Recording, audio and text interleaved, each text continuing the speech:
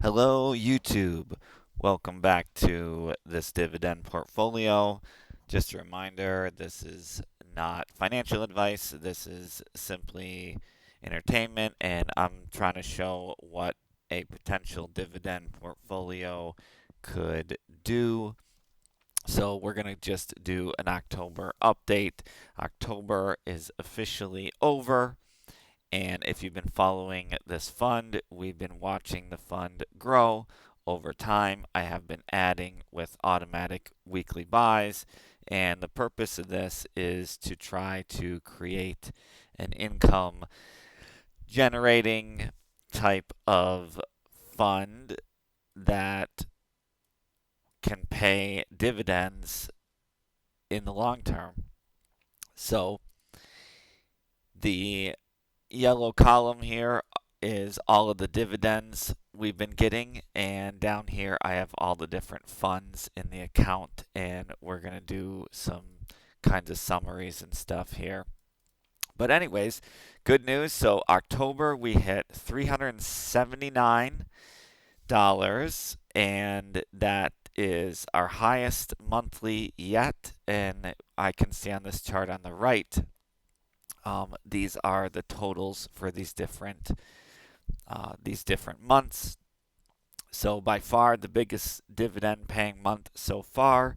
And then on the left over here is our grand total. So kind of cool. We hit $1,000.20 at the end of October.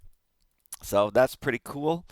And we can project into the future what we're potentially going to have. And yeah, going over to the right, these are all the dividend payments. And let's see if I can move this over. 3487 and 1684. These are the last two that we got at the very end of the month. And we're going to go strong into November. So move this back over here. So yeah, really cool. We just hit $1,000, so we'll definitely be over 1,000 for the end of the year, um, and I'm expecting to get about the same for the end of the month. So let's do a little calculator. We can try to estimate what we'll have at the end of the month here. So we got 1,020 cents plus, we'll just assume it's the same, 379 plus 379. So we should end the year with $1,758 in this last column, which is pretty awesome. And I still have auto buys on. And these dividends, the way it works, these dividends, they buy back into the funds that they come out of. These are the holdings on the left, and I think my last video I went over them a little bit more. But in this right column here, this is the annual yield approximation of these different funds. And then I have two at the bottom I kind of separated. These are higher risk, but they're still holding steady with the 65% annual yield and 121% annual yield. If you see any funds that you would add, let me know and I'll check them out. I did just add this one down here, and this number on the left is the percent of the portfolio. And we used a calculator last time to get this weighted average. We took all of these with the percentage that they hold in the whole portfolio. And so our weighted average yield of everything is 22.94%. If we remove these higher risk ones, I don't know what that average is going to be. I think I did it once and it's basically about 10%. Um, so continuing to move things around, and the last video I kind of went over a little bit more of the risk versus reward on some of these. I'm not going to go into all that now. Um, but yeah, these are the funds. This chart over here is kind of just the main ones without the really high risk ones. And I like this WMI or WMI IWMI fund. So we can see that's like a lower percentage of everything, 1.2% of the portfolio. Um, I think one of the things I read is like it can be good to get all of these around 5%, um, to really have some um, balance in the whole portfolio. Although I don't really like the really low annual yields like SCHD and SPHD. And this is just part of a larger strategy, right? Like this is just for a dividend portfolio, but for a long term might not be um, the best for an entire investment or retirement portfolio. But I wanted to see how this would work, and I talked about psychologically it's great to see these dividends hit the account on a weekly and daily basis. It's pretty motivating to want to put more money in. So lastly, I've showed this before. This website is investor.gov. If you just Google compound interest calculator, I think it's like the um, first or second result on Google. Look for investor.gov. Just search compound interest calculator. And there's more complicated ones. This one's just really simple, which I like because I just want to get the general idea of things. So what we can do, I'll do kind of a close estimate to what the fund is right now. I don't know what my monthly contributions are, but I'll just put in $500 right now. And then I'll do length in time, 30 years, estimated interest rate. So right now with the high yield, it said it was 22. So we'll put that in interest variance range. It just gives you three different parts. And then our compound, we'll do monthly and hit calculate. So this says in 30 years you'll have $36 million, starting with 25K and adding 500 a month at a 22% interest rate. Um, this does not take in account NAV erosion, which um, I've talked about before. What NAV erosion means is essentially you might have like a high uh, dividend yield like the 65% or 121%, but if the value of the fund is going down, um, then your actual yield will be less than that. So we can do a couple different calculations. So this is going to be like too high, but what I like to do is I like to see this middle table here um, shows what the future value is. So year zero, it's 25K. The following year, it should be 37K, and up and up and up. And what I want to do is see at what point is it generating 100K per year. So in this example, it'll hit that about between year 12 and year 13. Um, so that's pretty cool. And then if we kept doing that, we'd hit $2 million at year 17, and at that point we're generating about 500K per year, which is great.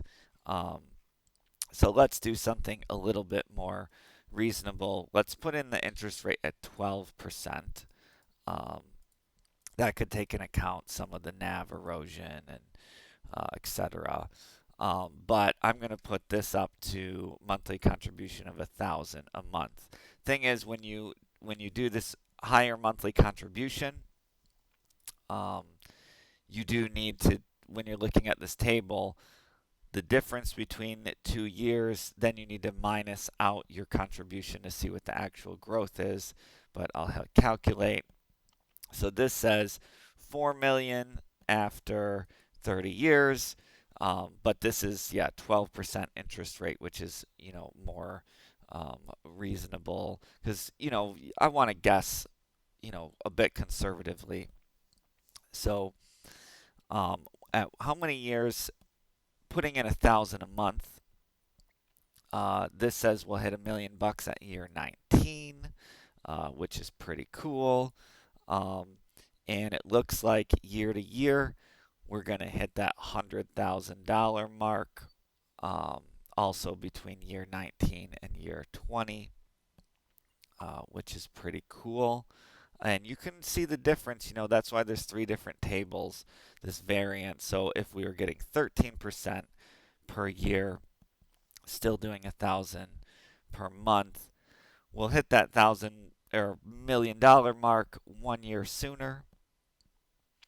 And so that's that. But I find this calculator pretty good, right? If you're starting out, I saw a thing recently that was showing the difference between a higher interest rate compared to a lower contribution and a higher contribution compared to a lower interest rate.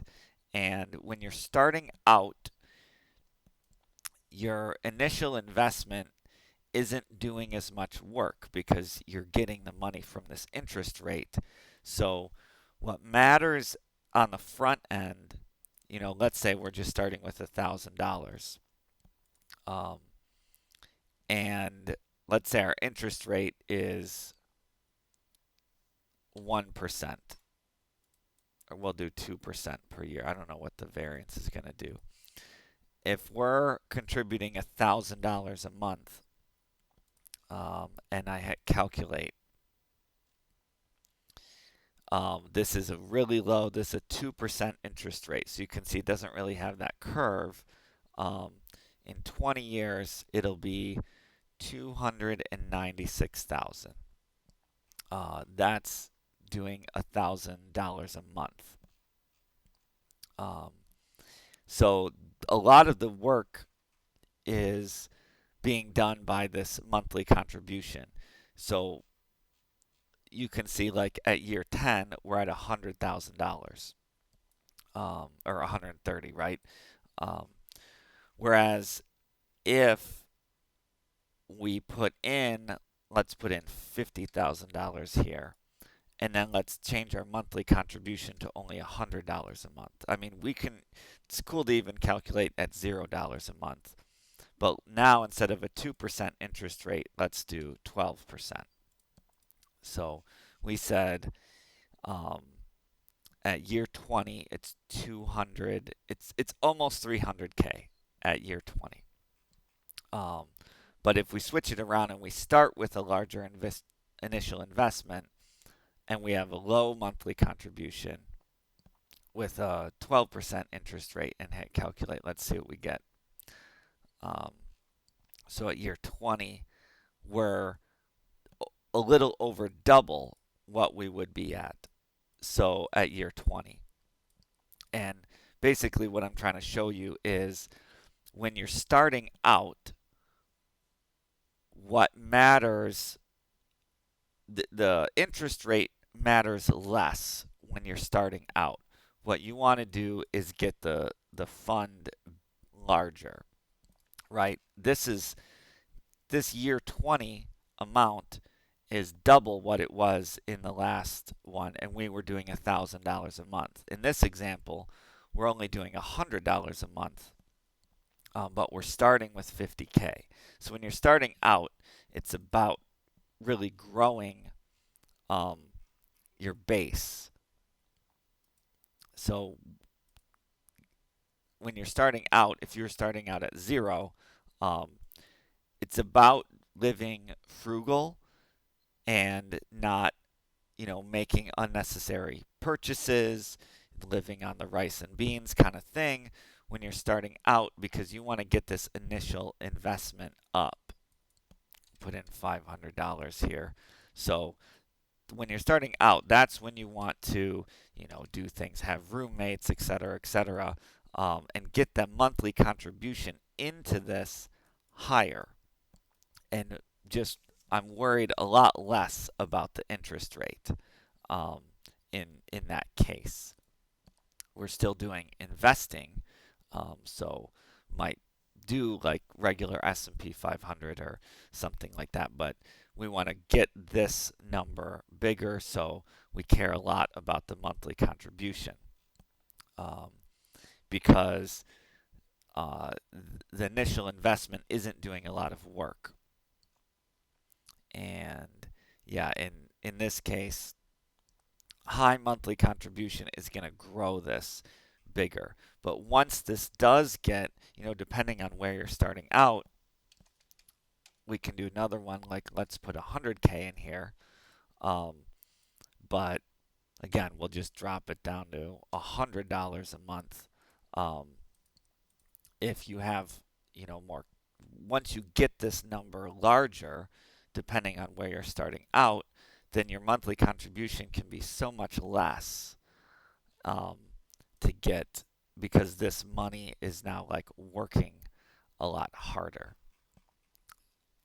And then lastly, if I'm really, wanting to go big, then doing both, that's where we're going to get, so still having a large contribution, but starting out with more, that's when people get into, that retire early kind of situation, and we're hitting a million, at year 15. So that's where we're at right now. Um,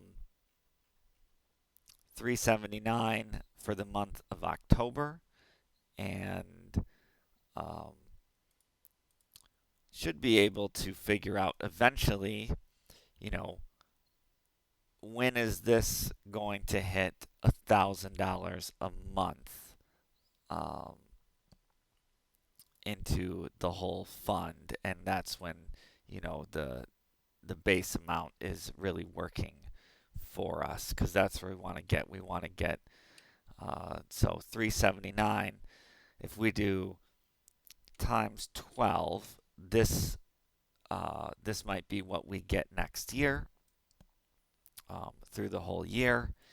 Um, and then if we can double what's in the fund right now, so, um, 379, and we'll do times 2. Let's say,